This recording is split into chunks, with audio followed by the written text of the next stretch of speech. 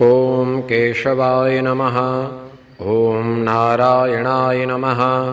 ॐ माधवाय नमः।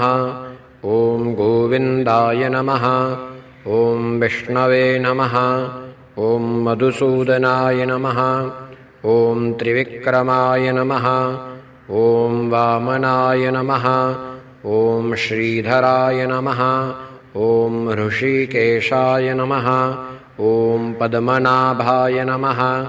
ॐ दामोदराय नमः। ॐ सङ्कर्षणाय नमः। ॐ वासुदेवाय नमः। ॐ प्रद्युम्नाय नमः। ॐ अनिरुद्धाय नमः।